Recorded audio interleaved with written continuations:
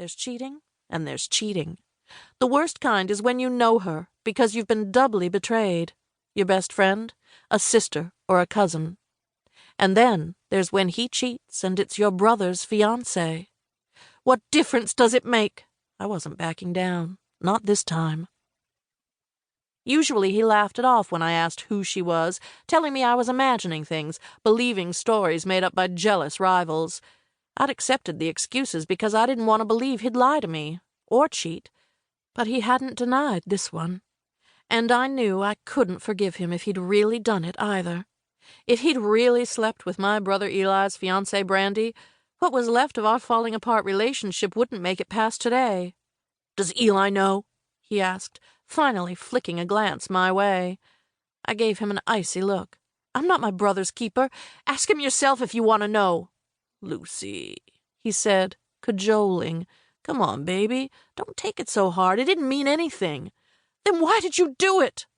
I hated myself for asking, for sounding like a nagging girlfriend. He shrugged.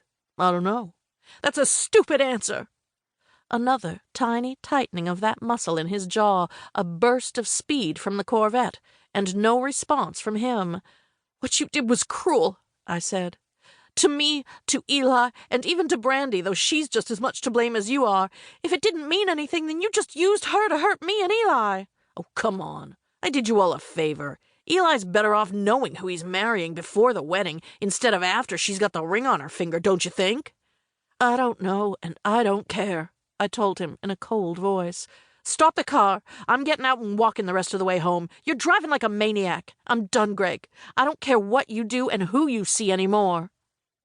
His right arm came across my chest like a vice, pinning me to my seat. "You're not going anywhere," he said. "I'm taking you home. The roads are flooded and we're nearly at your place anyway." "Let me out!" I grabbed the door handle, but he hit the door lock button and swerved on purpose, so I fell against him. He leaned over and said in my ear, "Stay away from your door and stop acting like a little kid. I told you I'll take you home." The windows had steamed up again. I swiped my side of the windshield with my fist so I could see where we were. "Then you better turn right this second or you're going to pass Sycamore Lane. Pay attention to the road, why don't you?" He wrenched the steering wheel, and the tires squealed again as he made a hard turn onto the dirt and gravel road that led to my house.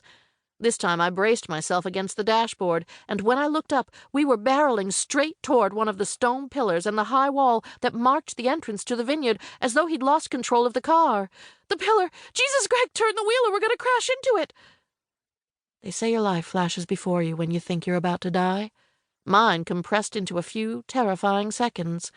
He was doing this on purpose, to scare me. I knew he was hot-headed and stubborn enough to play chicken, threatening not to turn away unless I took back what I'd said. "Tell me we're okay," he said, in a lazy drawl, "and I'll do it."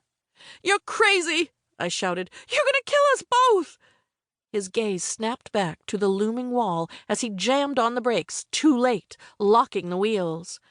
The car skidded on the muddy gravel and spun sideways, so the passenger door, my side of the car, was going to take the direct impact of the crash. I remember throwing my arms up in front of my face to shield myself, and I think I yelled something, or maybe he did. We slammed into the pillar, the awful sound of metal connecting with stone, followed by an agonizing pain in my legs. And blood on my hands, my legs, my face. The impact sent Greg careening onto me like a football player tackling the other team's quarterback. He groaned, and after what seemed like an eternity, he slowly pulled himself off me. "Lucie?" His voice sounded faint. "Are you okay?" It took all my effort to answer. "No, my legs." He managed to open his door, and I watched him fall onto the ground and start crawling away from the Corvette. "Don't leave me, please."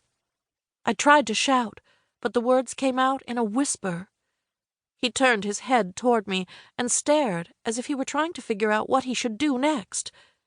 "Help me," I said, but he just kept right on staring. Then I passed out. 1. Today. I could see the car speeding toward me on Atoka Road.